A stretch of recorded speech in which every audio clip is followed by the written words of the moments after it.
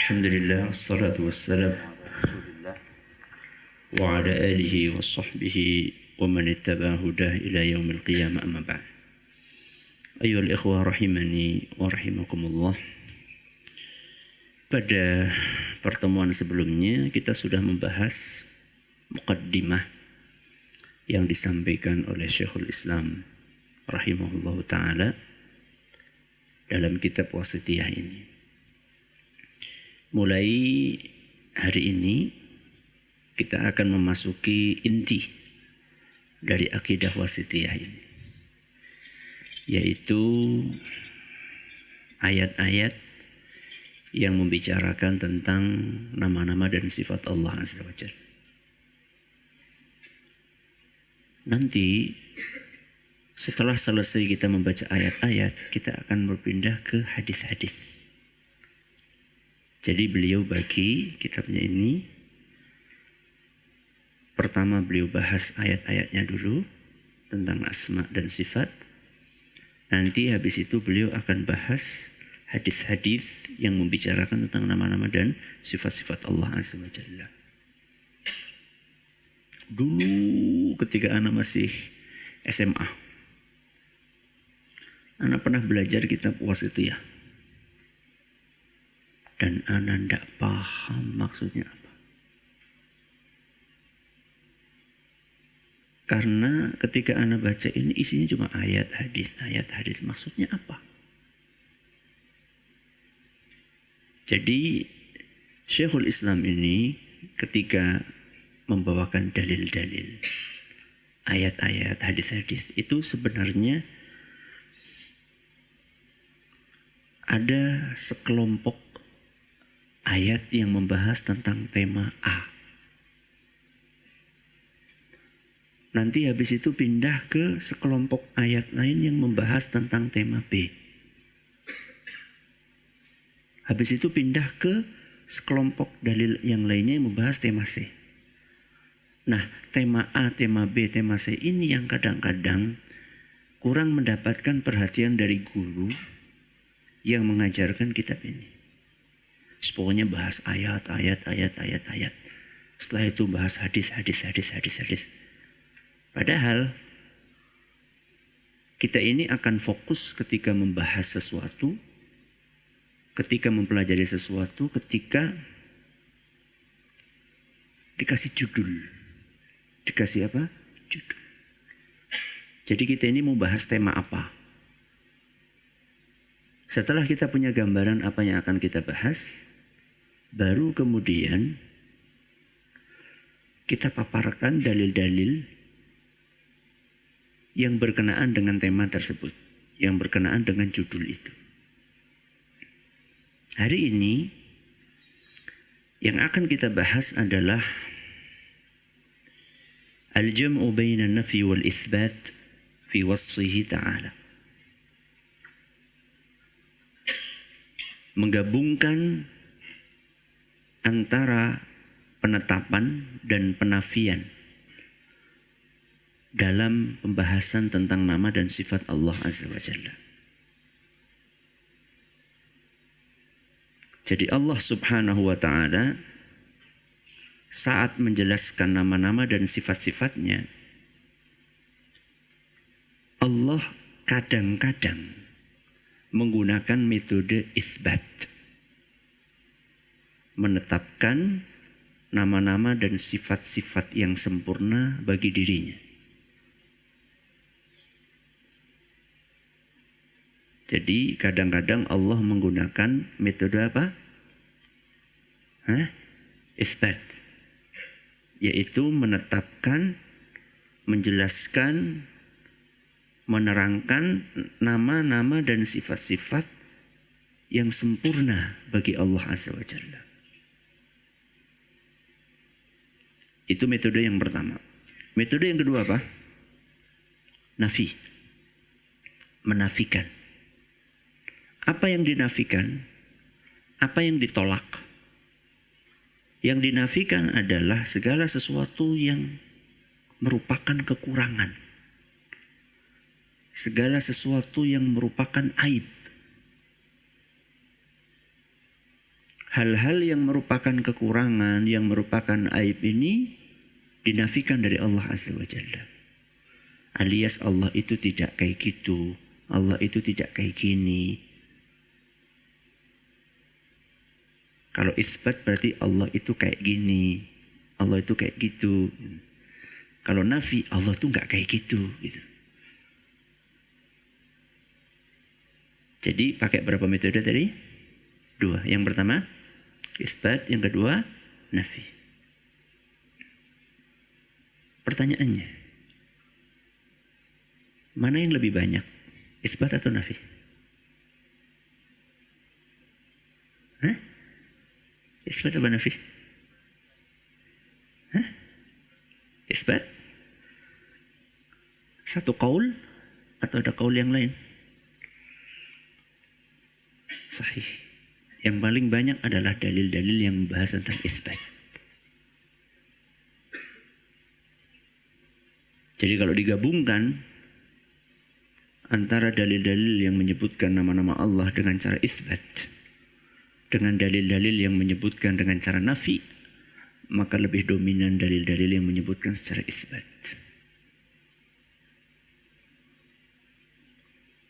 Dan dalil-dalil yang menyebutkan dengan cara nafi sejatinya pun untuk mendukung dalil-dalil yang isbat.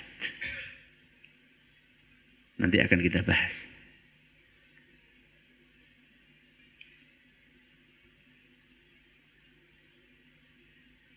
Dalam ayat kursi nanti kita akan bahas Allahu la ilaha illa huwal hayyul qayyum. Terus apa?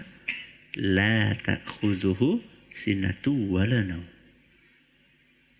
Allah tidak ada yang berhak disembah kecuali Dia. Al-hayyul qayyum, yang maha hidup dan maha berdiri sendiri. Ini isbat. La ta'khudhuhu sinatu wala naum. Allah enggak pernah ngantuk, enggak pernah tidur. Nafi ini, la ta'khudhuhu sinatu wala naum, itu adalah untuk mempertegas isbat sebelumnya. Isbatnya apa? Al-hayyul qayyum. Jadi untuk mempertegas dan menunjukkan betapa sempurnanya kehidupan Allah yang dikandung dalam namanya Al-Hayyu, maka Allah tambahkan kalimat la ta'khudhuhu sinatu wala naum. Allah enggak pernah ngantuk, enggak pernah tidur. Sehingga kaidahnya apa?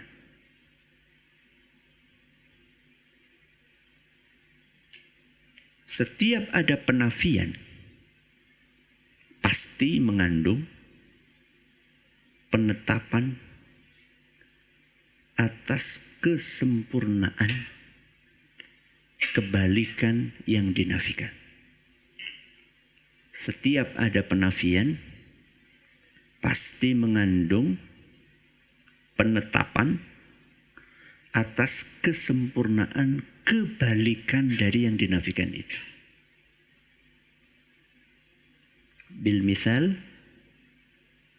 Bil misal yattadihul maqal. Wa ma rabbuka bidhallamin lil 'abid. Allah itu tidak pernah berbuat zalim kepada para hambanya. Apa yang dinafikan? Kezaliman. Ketika dinafikan kezaliman, maka ini menunjukkan bahwa Allah itu memiliki kesempurnaan dalam kebalikannya kezaliman. Apa? Keadilan. Jadi ketika dikatakan Allah itu enggak zalim, itu maknanya Allah itu maha adil dan sangat sempurna keadilannya.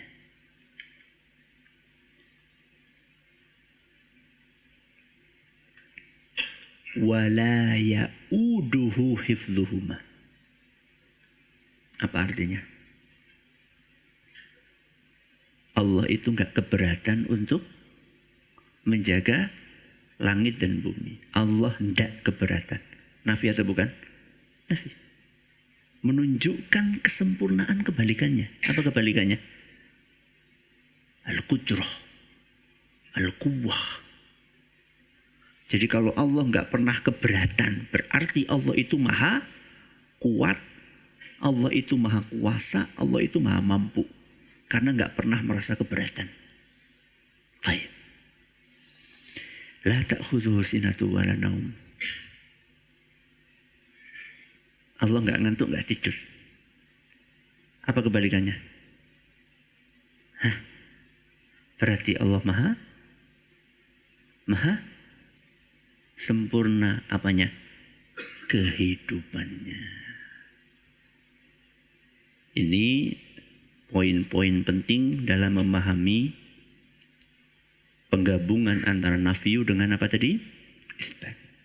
Jadi poin yang pertama yang paling penting, nas mana yang lebih dominan? Isbat dibandingkan nafi. Poin berikutnya, nafi itu dimunculkan untuk mempertegas isbat. Sehingga setiap nafi itu mengandung kesempurnaan sifat kebalikannya. Baik, kita awali dengan membaca apa yang beliau sampaikan. Nah, Iqra.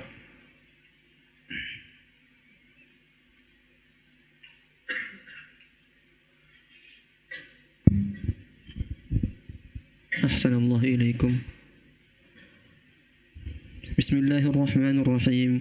Alhamdulillah wa sallallahu ala nabiyyina Muhammadin wa ala alihi wa ashabihi ajma'in.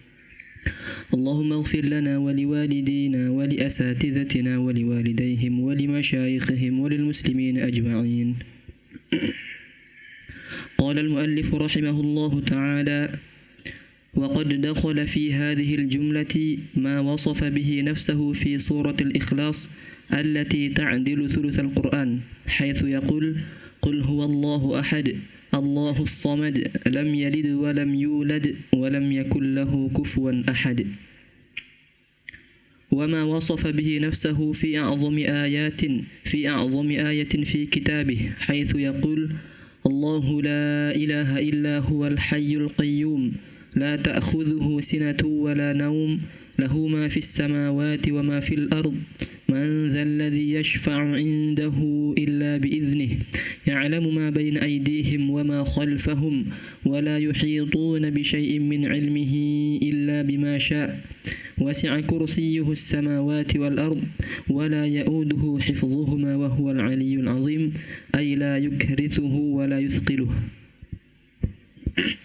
ولهذا كان من قرأ هذه الآية في ليلة لم يزل عليه من الله حافظ ولا يقربه شيطان حتى يصبح. Nah, beliau membawakan berapa dalil?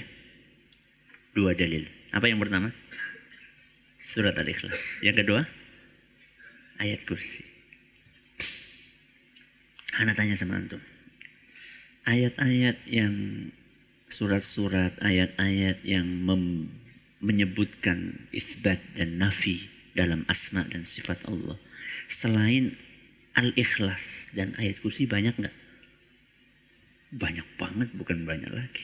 Tapi apa? Banyak banget. Tapi beliau memilih dalil yang sangat apa? Familiar. Sangat familiar. Apa pelajarannya? Kalau antum mau berdalil saat ngisi kajian, saat nulis buku, antum prioritaskan dalil-dalil yang tidak asing buat jamaah. Dalil-dalil ayat-ayat surat-surat yang sudah sering mereka dengar, bahkan mereka hafal. Selama ada itu maka pakai dalil itu. Kecuali kalau tidak ada. Kita lagi bahas sebuah tema yang ayatnya nggak familiar, itu lain cerita. Tapi selama ada ayat yang familiar, hadis yang familiar, maka bawakan yang familiar buat mereka. Kenapa? Kenapa coba? Hah? Kenapa? Hah? Sahih. Agar lebih gampang diterima. Agar lebih gampang diterima. Al-insanu aduma jahilahu. Orang itu akan gak suka dengan sesuatu yang dia tidak ketahui. Tak kenal, maka tak sayang. Ya. Orang itu gak suka karena gak tahu. Maka kita gunakan dalil-dalil yang familiar buat mereka. Baik. Apa kata beliau? Wa qad dakhala fi hadhihi al-jumlah ma wasafa Allah bihi nafsahu fi surat al-Ikhlas. Dan masuk dalam pembahasan ini ya, yaitu al-jam'u baina apa tadi? An-nafyi wal itsbat. Ma wasafa bihi nafsahu fi surat al-Ikhlas, yaitu yang disebutkan oleh Allah Azza wa Jalla di dalam surat Al-Ikhlas. Kenapa dinamakan surat Al-Ikhlas? Kenapa? Karena bacanya ikhlas banget gitu ya. Iya. Makanya surat ini jadi surat apa? Surat favorit. Iya kan? 3 surat favorit.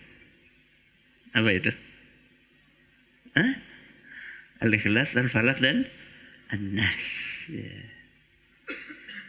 Dinamakan surat Al-Ikhlas li'annahu aw li'annaha tukhallisu sahibahu minasyirk. Karena surat Al-Ikhlas ini kalau dipahami dengan baik dan diamalkan konsekuensinya akan menghindarkan manusia dari kesyirikan. Yukhallis, yusallim.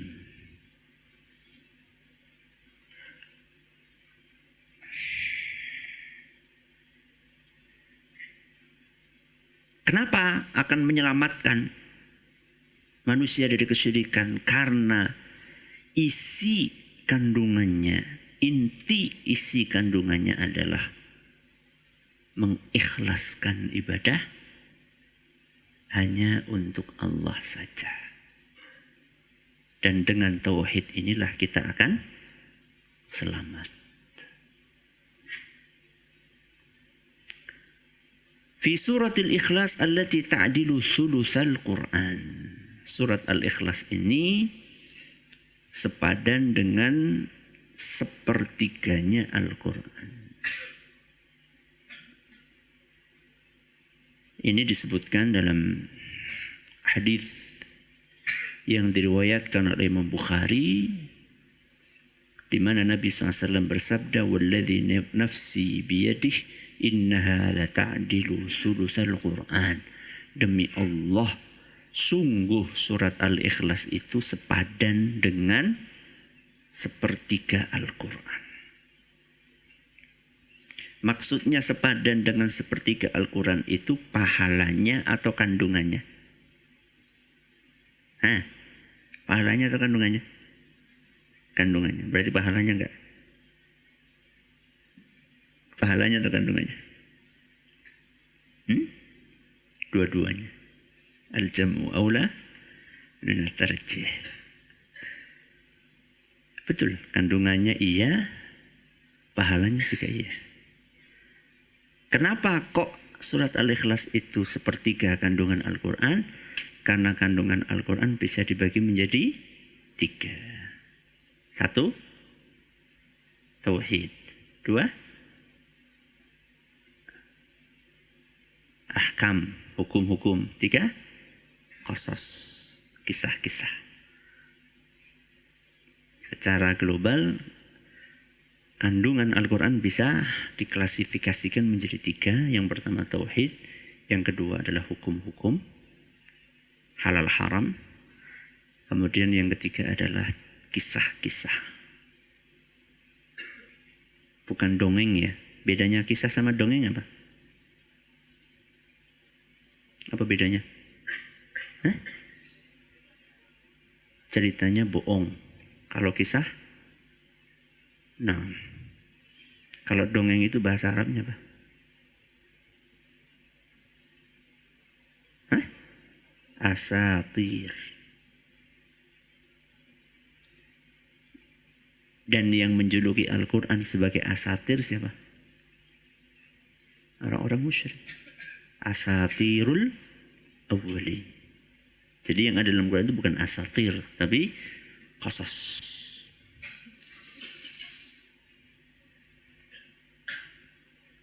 Nah, surat Al-Ikhlas ini mewakili sepertiga yang pertama, yaitu apa tadi?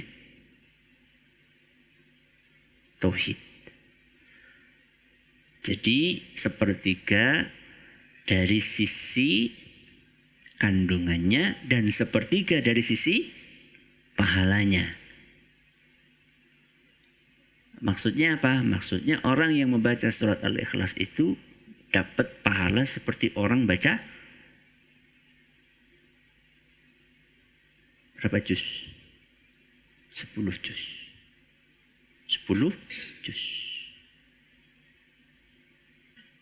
Berarti baca 3 kali seperti khatam. Seperti. Tidak mewakili, maksudnya antum udah khatam, sudah Ustaz, tiap hari khatam Ustaz. Pahalanya dapat, khatamnya beneran yang enggak, pahalanya yang dapat. Baik. Allati ta'dilu thulutsal Qur'an haitsu yaqul qul huwallahu ahad. Qul huwallahu ahad. Katakanlah Allah itu ahad. Katakanlah Allah itu esa. Esa apanya? Esa zatnya. Esa rububiyahnya. Esa uluhiyahnya. Esa asma dan sifatnya. Qul huwallahu ahad. Katakanlah Allah itu esa zatnya cuma satu. Esa rububiyahnya, bahwa yang memiliki kesempurnaan dalam sifat-sifat rububiyah,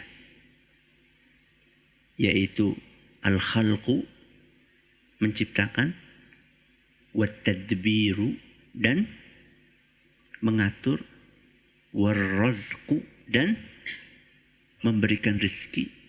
Satu-satunya yang memiliki kesempurnaan dalam itu adalah siapa? Allah.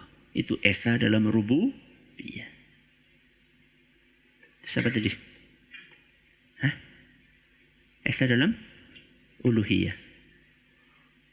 Esa dalam uluhiyah maksudnya adalah satu-satunya yang berhak disembah adalah Allah. Apa esa uluhiyah? Satu-satunya yang berhak disembah adalah Allah. Yang keempat, esa dalam asma dan sifat.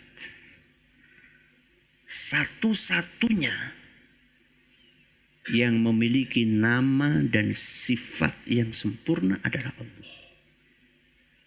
Itu esa dalam asma dan sifat. Satu-satunya yang memiliki nama dan sifat yang sempurna adalah Allah Azza wa Jalla. Qul huwallahu ahad. Allahus samad. Allahus samad. As-samad itu artinya adalah yang maha sempurna sifat-sifatnya. Sehingga seluruh makhluk akan membutuhkannya. yang maha sempurna sifat-sifatnya sehingga seluruh makhluk akan membutuhkannya.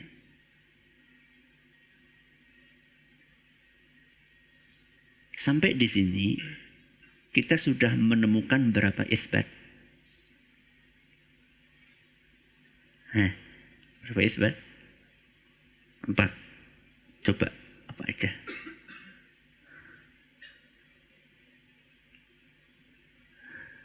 Namanya dulu sebutkan, lihat di sini namanya ada berapa yang diisbat sama Allah. Allah Ahad As-Samad. Berarti berapa? 3. Kita pindah ayat berikutnya. Ayat berikutnya bunyinya lam yalid walam yulad. Allah itu tidak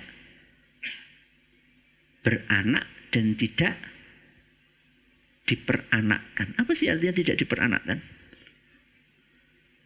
Apa artinya tidak diperanakkan? Allah itu bukan anaknya siapa-siapa. Kalau tidak beranak, Allah tidak punya anak. Lam yalid walam yulad. Ini isbat atau nafi? Nafi. Kaidahnya apa? Yatadammanu kamala diddihi. Apa didduhu? Kebalikannya apa? Al-ahadiyah. Keesaan. Keesaan apanya? Keesaan zatnya. Salah satu yang menunjukkan bahwa Allah itu esa zatnya adalah Allah nggak punya anak dan nggak pernah dilahirkan dari siapapun.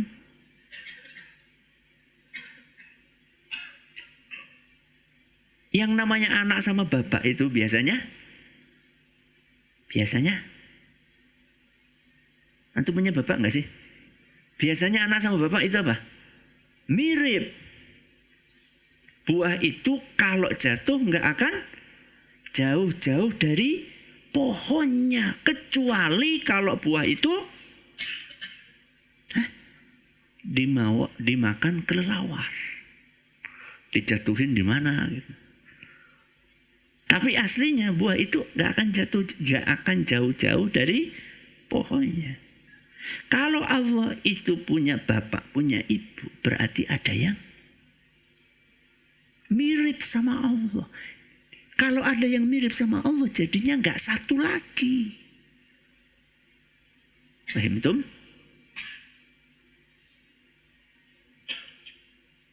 Lam yalid walam yulad. Makanya ayat berikutnya apa? Walam yakul lahu kufuwan ahad. Tidak ada yang sepadan dengan Allah Azza wa Jalla. Tidak ada yang selevel sama Allah Azza wa Jalla. Tidak ada yang bisa dan pantas dijadikan sekutu bagi Allah Azza wa Jalla. Lagi-lagi ini isbat atau nafi? Nafi. Berarti nafi ini untuk mempertegas apa? Untuk mempertegas keesaan Allah Azza wa Jalla. Jadi dalam satu surat Allah menggabungkan antara isbat dengan nafi. Isbat di ayat berapa? 1 dan 2, nafi di ayat 3 dan 4. Kita pindah ayat kursi. Wa ma wasafa bihi nafsahu fi a'dhami ayatin fi kitabillah. Dan di antara contoh penggabungan antara nafi dan isbat saat menjelaskan nama dan sifat Allah adalah apa yang Allah sebutkan di dalam ayat paling istimewa dalam Al-Quran.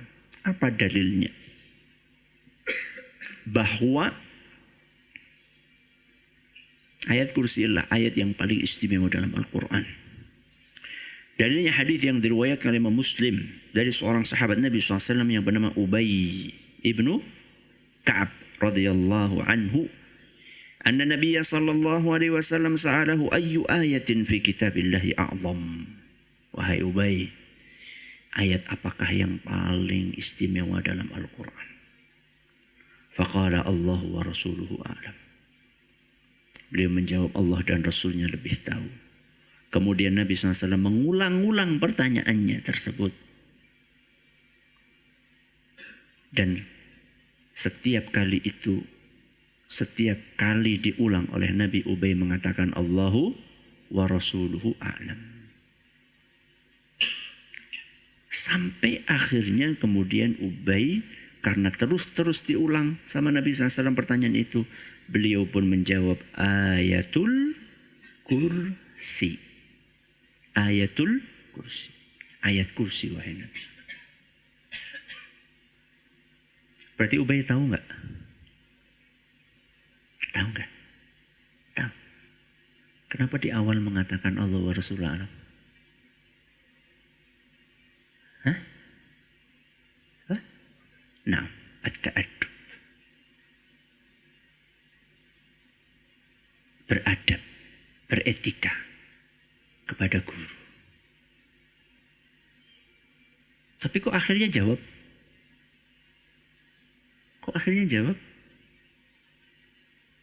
Beradab kepada guru. Karena sama gurunya ditanya terus. Akhirnya dijawab. Ya. Maka kemudian Nabi SAW menjawab, liyahnikal ilmu abal munzir. Selamat atas ilmu yang kamu miliki, wahai Abul Munzir. Siapa Abul Munzir? Ubay. Jadi orang Arab itu kalau pengen memuliakan, manggilnya pakai kunyah. Manggilnya pakai kunyah untuk memuliakan, untuk mengakrabkan, untuk menghargai, menghormati. Orang Arab itu manggilnya pakai kunyah. Baik. Ayat kursi itu diawali dengan firman-Nya, Allahu la ilaha illa huwal hayyul qayyum. Sampai di sini ada isbat atau nafi? Al-isbat wa nafi. Mana isbatnya?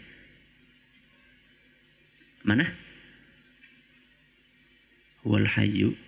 Kok langsung ke situ? Allah dulu. Allahu la ilaha illa huwal hayyul qayyum. Berarti sudah berapa? 3. Mana nafinya? La ilaha illa huwa. Tidak ada yang berhak disembah kecuali hanya Dia. Masih ingat? Nafi itu untuk mempertegas kandungan isbat. Berarti la ilaha illa huwa. Tidak ada yang berhak disembah kecuali tidak ada yang berhak disembah kecuali Dia. Itu untuk mempertegas kandungan apa? Allahu. Karena Allahu artinya adalah al-ma'budu bihaq, al-ma'luh, yang berhak disembah. Untuk mempertegas makna ini maka Allah katakan la ilaha illa huwa. Gak ada yang berhak disembah kecuali Dia. Al-hayyu al-qayyum. Al-hayyu. Apa artinya al-hayyu? Yang maha hidup. Berarti Allah punya sifat hidup. Ana dan antum punya sifat hidup? Punya? Punya. Kalau enggak antum di kuburan. Berarti sama atau beda? Hah? Sama atau beda? Hah? Sama namanya. Kandungannya? Allah hidup, antum hidup. Sama enggak? Sama. Sama kehidupan antum sama Allah. Ada namanya al-qadrul mushtarak. Ada namanya al-qadru al-mushtarak. Ada namanya al-qadru al-mukhtas. pakai shad, al-qadru al-mukhtas.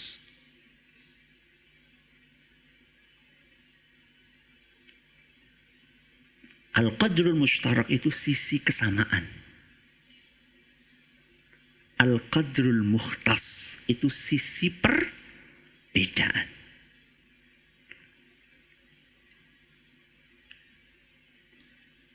Jadi ketika kita membahas tentang sifat hidup, sebelum sifat hidup ini dinisbatkan kepada siapapun, kepada Allah ataupun kepada manusia, maka sifat hidup ini ada makna yang sama di situ. Hidup ya kebalikannya apa? Mati, sudah. Itu kesamaannya, hidup. Jadi apakah kita hidup? Betul. Iya. Apakah Allah hidup? Iya. Sama, iya. Dalam sisi kesamaan hidup, iya. Hidup, sama-sama hidup. Tapi setelah sifat hidup ini dinisbatkan kepada Allah, maka ada sisi perbedaan yang khusus hanya dimiliki oleh Allah. Dan itu ketika dinisbatkan kepada manusia pun ada sisi yang khusus hanya dalam kehidupannya manusia. Lillahi azza wa jalla hayatan taliku, lillahi azza wa jalla hayatun taliku bijalalihi wa 'azamatihi, walil makhluqi hayatun taliku bidha'fihi. Allah itu punya kehidupan yang layak bagi kesempurnaannya. Dan manusia punya kehidupan yang layak dengan kelemahan dan kekurangannya.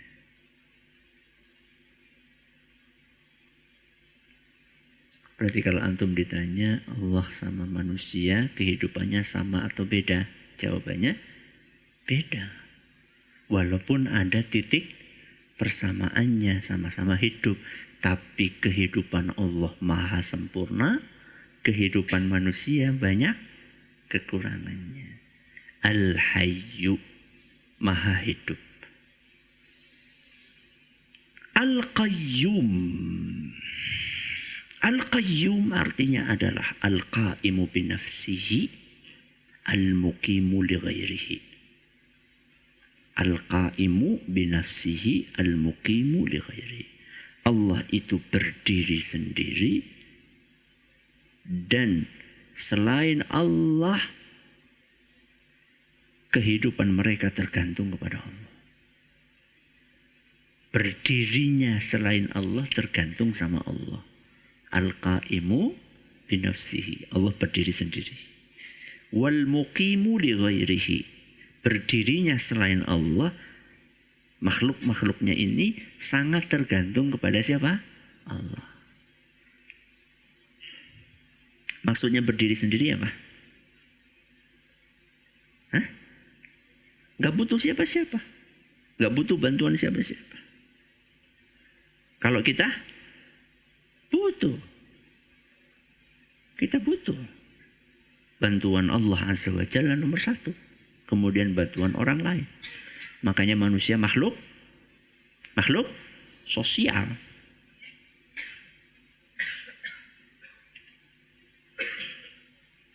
Sebagian ulama mengatakan bahwa Al-Hayyul Qayyum adalah Al-Ismul A'zam. Nama yang paling istimewa. Kenapa?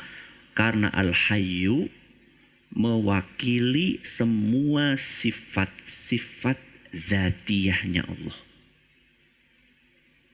Dan Al-Qayyum mewakili semua sifat-sifat fi'liyahnya Allah.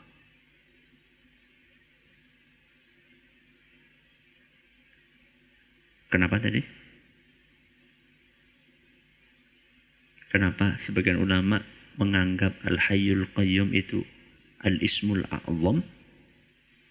Karena Al-Hayyu mewakili sifat-sifat zatiyahnya Allah. Al-Qayyum mewakili sifat-sifat fi'liyahnya Allah. Sehingga seluruh sifat Allah bermuara kepada dua nama ini. Ayat berikutnya, la ta'khudhuhu sinatu wala naum.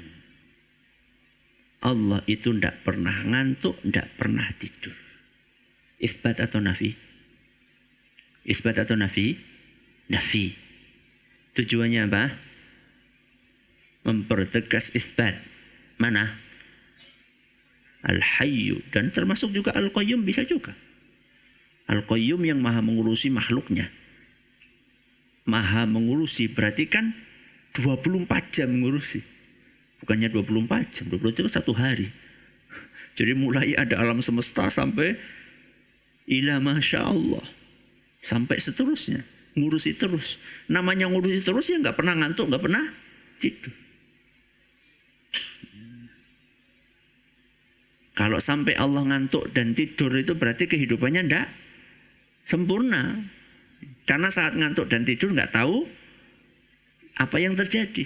Antum kalau ngantuk dan tidur tahu nggak apa yang terjadi? Nggak tahu. Apalagi kalau tidurnya kayak batu. Anak pernah punya santri itu tidurnya masya Allah. Atau naudzubillah. Bayangkan antum gempa nggak bangun, gempa. Semuanya sudah turun. Tinggal satu orang ini. Masih tidur dia. Setelah selesai gempa pada naik, dia baru bangun. Ada apa tadi? Allahu Akbar. Itu kalau mercon di sampingnya. Bunyi itu mungkin nggak bangun. Jangan tidur kayak batu lah. Caranya gimana biar tidurnya nggak kayak batu? Hah? Ikuti sunnah Nabi. Satu, apa? Wudu. Dua, baca doa. Tiga, kibasin kasur. Empat, menghadap ke kanan.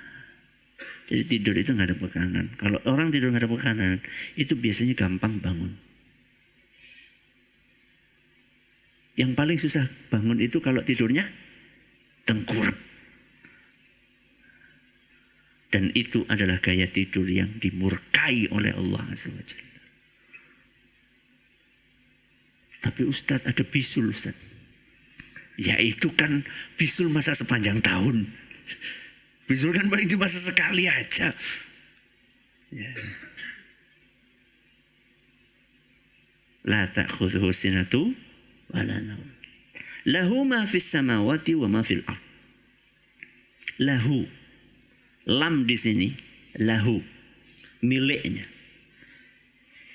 Itu bermakna bukan hanya milik, ya, tapi juga semuanya makhluk Allah. Lam di situ juga menunjukkan bahwa semuanya adalah hambanya Allah. Ma fis samawati wa ma fil ardh. Semua yang di langit dan di bumi itu miliknya Allah, makhluknya Allah dan hambanya Allah. Lahu ma fis samawati wa ma fil ard. Semua yang di langit dan yang di bumi itu semuanya adalah miliknya Allah, makhluknya Allah dan hambanya Allah. Lalu habis itu Allah mengatakan, Man dzalladzi yashfa'u 'indahu illa bi'idznih. Man dzalladzi. Apa artinya? Tidak ada yang bisa memberi syafaat di hadapan Allah illa bi'idznih, kecuali dengan izin Allah. Ayat-ayat yang membicarakan tentang syafaat itu ada yang membicarakannya dengan model isbat dan ada yang membicarakannya dengan model nafi.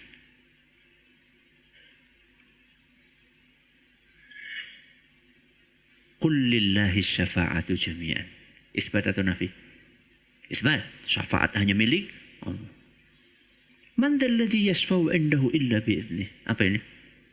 Nafi. Enggak ada yang kasih syafaat kecuali dengan izin Allah. Pertanyaannya, lebih banyak mana isbat atau nafi?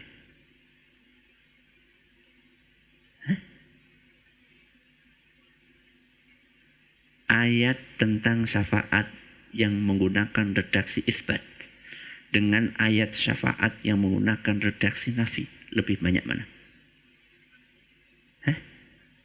Nafi. Nafi. Ada yang lain jawaban? Ada yang lain jawaban? Tidak ada? Ittafaqal ulama. Betul, nafi. Kenapa? Kenapa? Kalau tadi kan bahas asma sifat itu rata-rata apa? Isbat. Ini kenapa nafi? Untuk melepas ketergantungan kepada makhluk.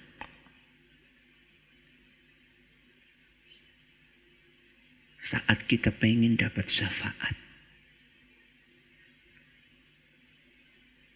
melepas ketergantungan kepada siapa? Makhluk.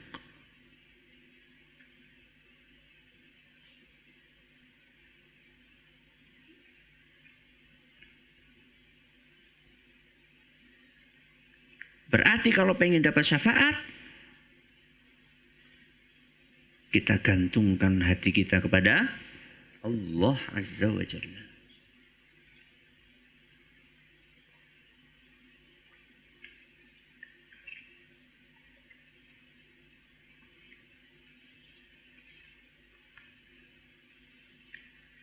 Ayo Levo, apa sih manfaatnya kita mencermati nafi, isbat? Lebih dominan nafi dibanding isbat. Di sana lebih dominan isbat dibandingkan. Kenapa sih? Kenapa kita gituin? Tadabbur. Oke, terus ada yang lain. Supaya kita ini nggak salah paham. Banyak orang menyembah kuburan. Banyak orang menyembah wali. Alasannya apa? Pengen dapat syafaat. Dia nggak ngerti bahwa syafaat itu qul lillahi syafa'atu jami'an. Jami'an itu apa? Semuanya. Syafaat itu milik Allah semua. Jadi kalau kita pengen dapat syafaat, itu bukan bergantung kepada makhluk. Tapi bergantunglah kepada Allah Azza wa Jalla. Makanya nas-nas tentang syafaat rata-rata menggunakan redaksi nafi. Ini orang nggak bisa kasih syafaat. Ini nggak bisa, ini nggak bisa, ini nggak bisa. Kecuali, nah, kalau dapat apa? Izin dari Allah. Berarti yang menentukan siapa? Allah. Kenapa kita menggantungkan kepada makhluk? Kenapa nggak kita minta langsung sama Allah Azza wa Jalla? Pun Allah yang punya syafaat kok. Lanjut. Ya'lamu ma baina aydihim wa ma khalfahum. Allah mengetahui apa yang ada di hadapan mereka dan apa yang ada di belakang mereka. Di samping tahu nggak? Tahu nggak? Tahu. Kenapa Allah mengatakan di depan di belakang?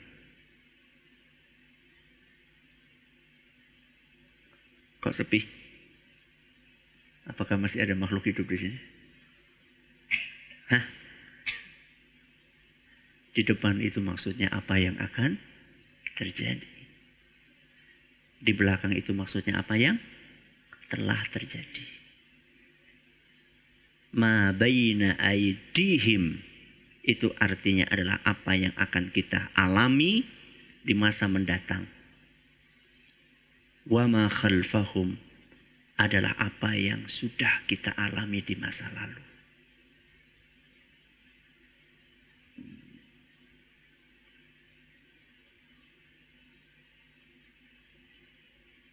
Masa lalu itu past tense ya. Past tense ya. Masa datang future. Sekarang present. Tahu? Kalau sekarang Allah tahu nggak? Hah? Tahu? Kan Allah cuma ngomongin kemarin, lusa, besok. Sekarang Allah nggak ngomongin kok. Hah? Mimbabi aula. Apalagi sekarang. Yang kemarin aja tahu, yang besok aja tahu, apalagi sekarang. Mimbabi aula, lebih lagi. Pertanyaannya, antum tahunya kemarin, apa besok atau sekarang? Hah? Kemarin tahu, sekarang tahu, besok tidak tahu. Kalau Allah Azza wa Jalla besok aja tahu, apalagi sekarang.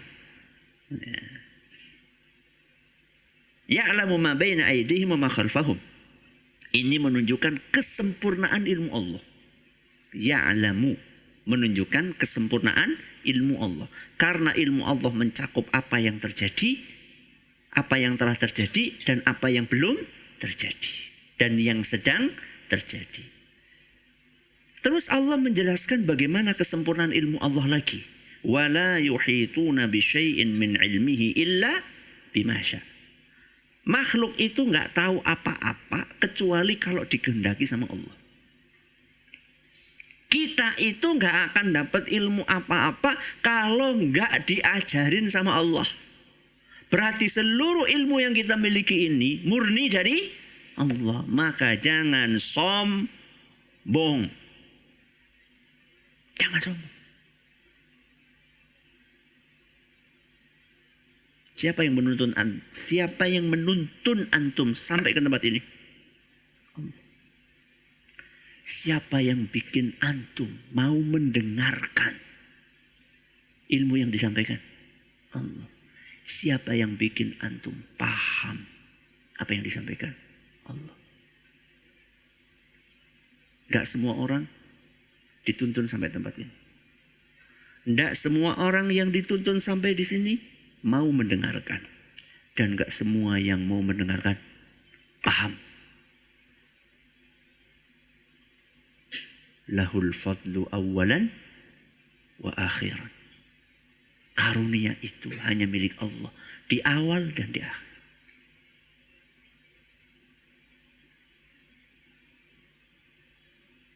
Yang ngajari kita itu bukan ustadz.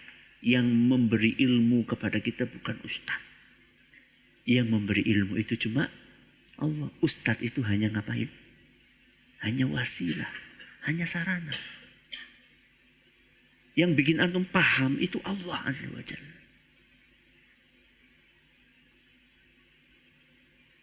Setelah itu kemudian Allah berfirman, wasi'a kursiyuhus samawati wal ardh. Kursinya Allah lebih luas dibandingkan langit dan bumi. Kursi. Apa artinya kursi? Apa artinya kursi? Maudi'ul qadamain. Kursi itu artinya adalah tempat kedua telapak kaki Allah. Begitu kata Ibnu Abbas radhiyallahu anhuma dalam asar yang diriwayatkan oleh Imam Al-Hakim dan juga yang lainnya. Dan isnadnya dinyatakan sahih oleh Syekh Al-Albani. Berarti kursi sama arsy itu sama atau beda? Beda.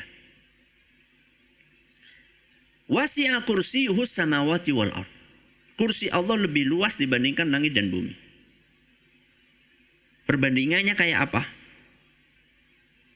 Kata Rasul SAW dalam hadis yang diriwayatkan oleh Imam Ibnu Abi Syaibah dalam kitab beliau Al-Arsh, dan hadis ini dinyatakan sahih oleh Imam Ibnu Hibban dan Syekh Al-Albani. Mas samawatus sab'u fil kursiyyi illa ka halqatin mulqatin bi ardi falah.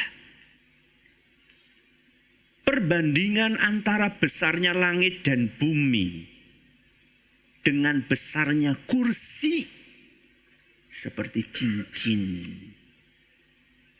Seperti cincin yang diletakkan di tengah padang pasir.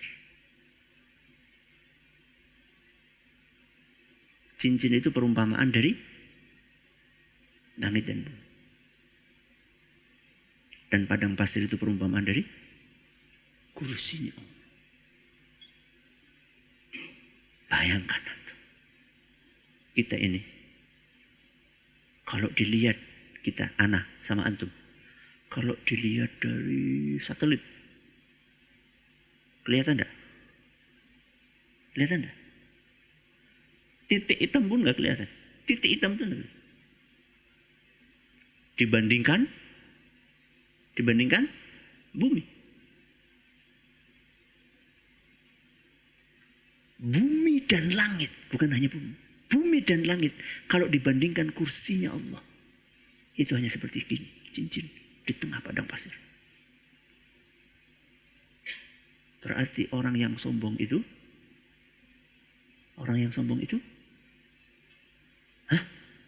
terlalu kebangetan. Sombong itu terlalu. Kita itu sombong dengan apa? Kecil, seupil, malah enggak lebih kecil dari upil. Tidak ada apa-apanya kita ini. Tubuh kita kecil, ilmu kita kecil, kekayaan kita kecil, kekuatan kita kecil. Apa yang mau disombongin? Dah, berarti kursi lebih besar dari apa? Lebih besar daripada langit dan bumi. Seperti cincin di tengah padang pasir. Nabi lanjutkan. Wa fadlul arsy 'alal kursiyyi ka fadli tilkal falati 'ala tilkal halaqa. Dan perbandingan besarnya arsy dengan kursi. Kalau tadi apa? Kursi dibanding langit dan bumi. Dan perbandingan kursi dibandingkan arsy. Seperti cincin lagi di atas padang pasir. Kursinya Allah saja kita sudah takjub setakjub-takjubnya.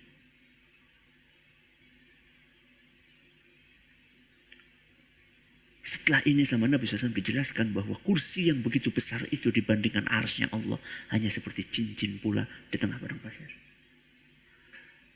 Makanya makhluk yang paling besar adalah arsy. Kalau makhluk yang paling besar aja sebesar itu, apalagi yang menciptakan arsy.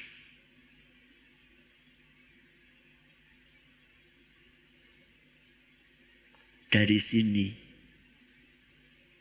kita bisa mengetahui betapa buruknya orang yang mengatakan kalau Allah turun dari arsy nanti arsy kosong. Allah kan turun kemana? Langit dunia. Nanti kalau Allah turun langit dunia nanti arsy kosong. Allah itu maha besar. Orang berpikir seperti itu karena nggak ngerti betapa besarnya Allah Azza wa Jalla.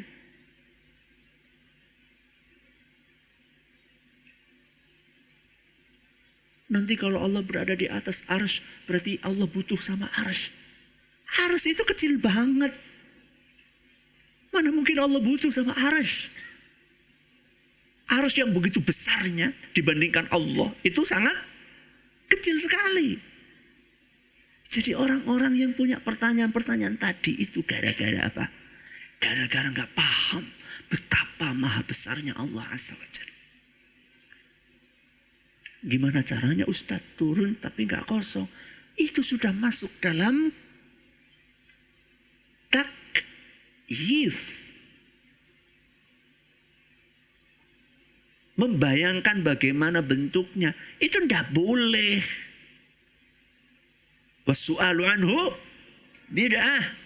Nanya tentang bagaimana, kayak apa, seperti apa, terus gimana, itu bid'ah. Karena itu hal gaib yang gak dijelaskan sama Allah kepada kita. Wasi'a kursiyyuhu samawati wal ard. Terus apa? Wala ya'uduhu hifdzuhuma.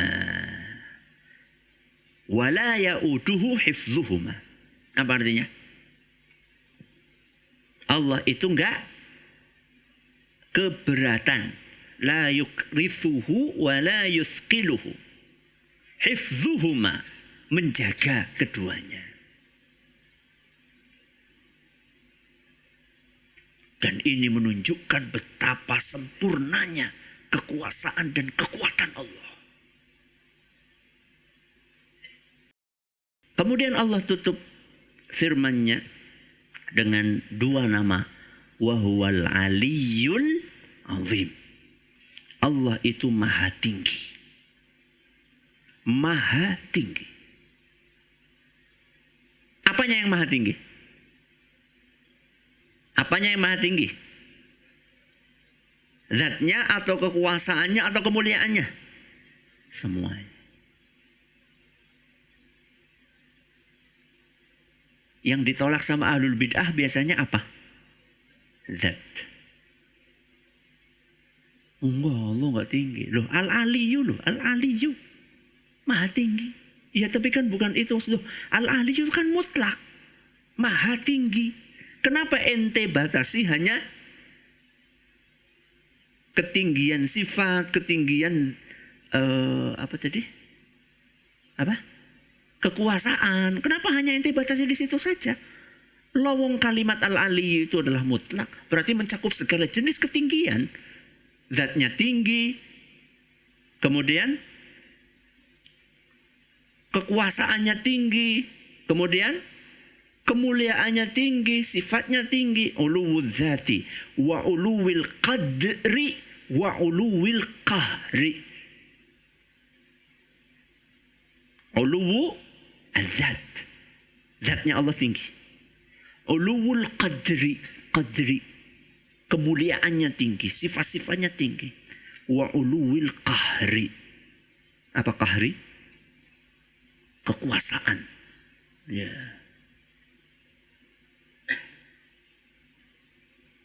Al-azim. Wa huwa al-aliyyul azim. Al-azim. Maha agung. Maha agung itu maksudnya sifat-sifat Allah agung atau maksudnya Allah ini diagungkan oleh kaum mukminin. Yang mana? Dua-duanya. Dari sisi Allah sendiri memang sifat-sifatnya agung. Dari sisi makhluk kaum mukminin mereka mengagungkan Allah. Kenapa kaum mukminin mengagungkan Allah? Hah? Karena sifat-sifatnya agung. Makanya kaum mukminin mengagungkan Allah. Wa huwal aliyyul azim. Ada pertanyaan? Assalamualaikum ya Ustaz. Terima kasih atas kesempatan yang diberikan. Semoga Allah senantiasa menjaga dan memberkahi Ustaz Abdul Aziz dan Ustaz Nuzul serta keluarga juga kaum muslimin seluruhnya. Izin bertanya Ustaz, di dalam muqaddimah kemarin Imam Ibnu Taimiyah ada menyebutkan wal ba'tsi ba'dal maut. Sementara yang sebatas yang Zaki tahu itu tuh merupakan bagian dari al-iman bil yaumil akhir. Nah itu apakah ada pesan implisit dari Imam Ibnu Taimiyah mengapa beliau mengkhususkan penyebutan wal ba'tsi ba'dal maut? Mungkin itu Ustaz. Jazakumullah khairan. Wassalamualaikum warahmatullahi wabarakatuh. Waalaikumsalam. Jazakallah khair atas pertanyaannya. Bisa jadi itu adalah bagian dari atfu al-khasi ala al-am. Atfu al-khasi ala al-am. Menggandengkan antara yang khusus dengan yang umum. Dan biasanya penggandengan penyebutan yang khusus setelah yang umum itu adalah untuk takkid, untuk menegaskan betapa pentingnya, urgennya hal yang khusus tersebut. Bisa jadi itu yang diinginkan oleh Syekhul Islam rahimahullah. Allah. Yang lain? Fadal. Bismillahirrahmanirrahim. Assalamualaikum Ustaz. Semoga Allah senantiasa menjaga Ustaz dan seluruh kaum muslimin. Izin bertanya, biasanya orang-orang terjatuh ke dalam salah memahami sifat-sifat Allah itu apa saja Ustaz? Barakallahu fikum. Itu banyak faktor ya. Banyak faktor. Faktor utamanya adalah al-jahl. Adalah apa? Al-jahlu. Kebodohan. Ketidaktahuan. Dan itu diperparah ketika dia nggak mau belajar. Sudah nggak tahu, terus nggak mau belajar.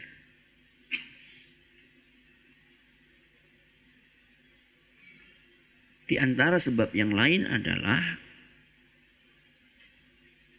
membayangkan Allah itu kayak manusia.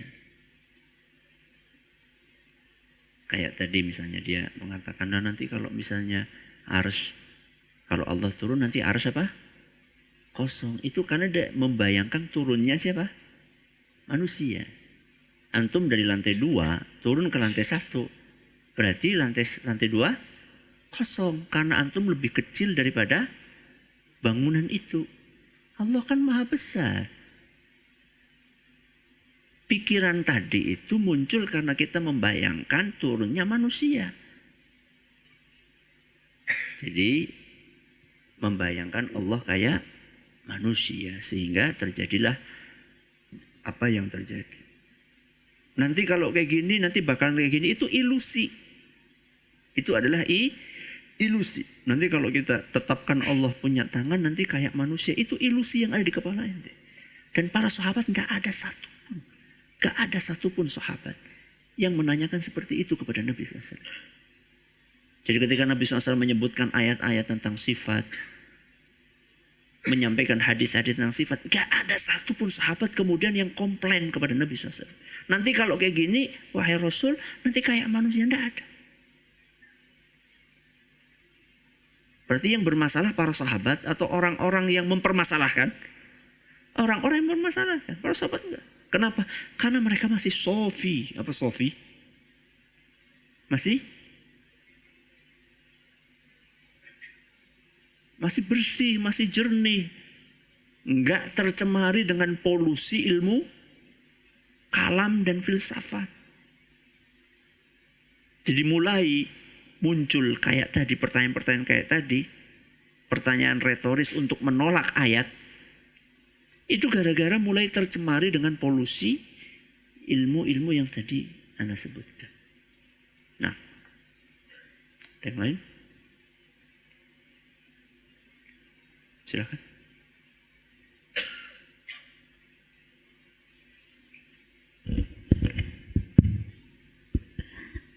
Bismillah, sebelumnya terima kasih atas kesempatan yang diberikan Ustaz. Assalamualaikum warahmatullahi wabarakatuh. Ahsanallahu ilaikum. Semoga Allah senantiasa merahmati para ulama kita, Ustadz dan sekeluarga dan teman-teman hadirin sekalian. Ustadz, mohon maaf sebelumnya jika pertanyaan Ana seperti itu. Bismillah Ustadz, mengenai menghadapi orang yang jahil seperti orang yang mempelajari ilmu filsafat, bagaimana kita sebagai orang yang akan hadir di lapangan mungkin ketika kita telah belajar menghadapi mereka, dalil kita bagaimana niat kita ketika menghadapi orang tersebut? Apakah kita hanya mengatakan bahwa ketika mendapatkan orang seperti itu kita akan mengatakan karena mereka jahil dan hanya secukupnya itu, atau kita memiliki jiwa yang harus mengubah gitu Ustaz. Afwan kalau sebelumnya jika ada kesalahan kata Ustaz. Jazakumullah khairan, barakallahu fikum. Apa yang mesti kita lakukan? Yang mesti kita lakukan adalah memberikan hidayatul irsyad. Hidayatul irsyad, yaitu berusaha menjelaskan semampunya. Berusaha menjelaskan semampunya. Adapun hidayatul taufiq, terbukanya hati dia, itu adalah hak prerogatif Allah. Hanya Allah yang bisa ngasih. Maka yang mesti kita lakukan sekarang adalah berusaha untuk memberikan ilmu kepada mereka. Dan ketika kita berhadapan dengan orang-orang seperti itu, pertama kita fokus menjelaskan yang benar dulu. Jangan fokus membantah syubhat dulu. Jelaskan yang benar dulu.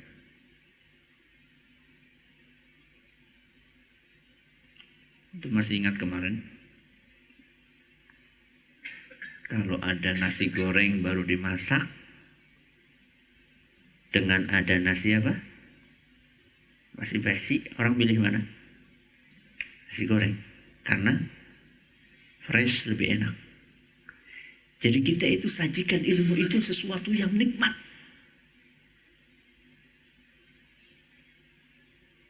Kenapa dia makan nasi basi? Kenapa orang itu makan nasi basi? Karena nggak ada yang baru. Dia pikir itu sudah keren banget, menguasai filsafat, menguasai. Dia pikir keren banget gitu. Padahal sebenarnya ada yang lebih keren dari itu. Ada yang lebih nikmat dari itu. Al-Quran, hadis Nabi SAW. Tapi dikemas dengan kemasan yang mudah dipahami.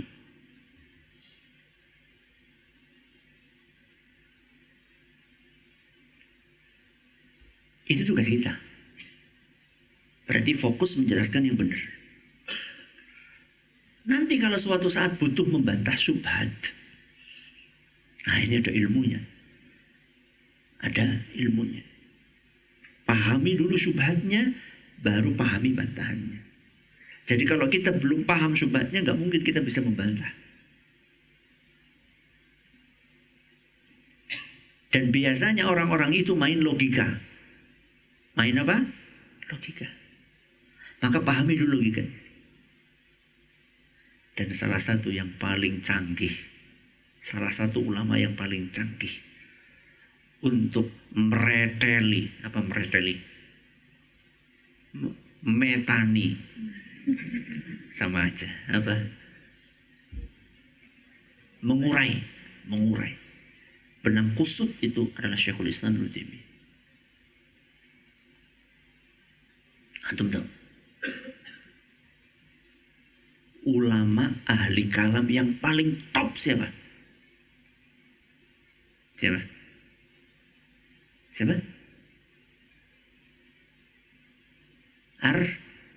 Ar-Razi, Fakhruddin Ar-Razi. Itu sudah paling topnya ulama ahli kalam. Beliau punya buku namanya Taksis, At-Taksis. Di dalam At-Taksis ini beliau bikin kaidah untuk membangun pemahaman ahli kalam. Buku ini sama Syekhul Islam diambil. Kemudian diurai satu persatu syubhat. Dibantah satu-satu. Dalam sebuah buku judulnya Naqdu At-Ta'sis. Naqdu At-Ta'sis. At-Ta'sis itu apa? Bikin pondasi. Naqdu, membongkar pondasi tersebut. Berapa jilid? 10 jilid. Itu sudah puncaknya, sudah bantahan. Tapi susah banget bahasanya. Susah. Salah satu guru kita yang Masya Allah Tabarakallah adalah Ustaz Firanda. Semua kitab Syekhul Islam beliau baca. Kemudian beliau simpulkan poin-poin terpentingnya sesuai dengan tesis beliau. Salah satunya itu yang dibaca Naqdu Tesis. Majmu' Fatawanya sudah berapa? Antum sudah berapa jilid Majmu' Fatawa baca? Bukan berapa jilid, berapa halaman? Beliau itu semua bukunya Syekhul Islam beliau baca. Masya Allah, tabarakallah.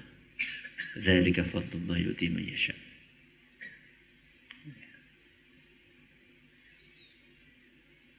Tapi kalau kita belum nyampe level itu, nggak usah baca syubhat-syubhatnya, malah nanti khawatirnya syubhatnya yang nyantol. Kita lanjut insya Allah pada maghrib. Sallallahu alaihi wa sallam Muhammadin wa ala alihi wa sahbihi ajma'in.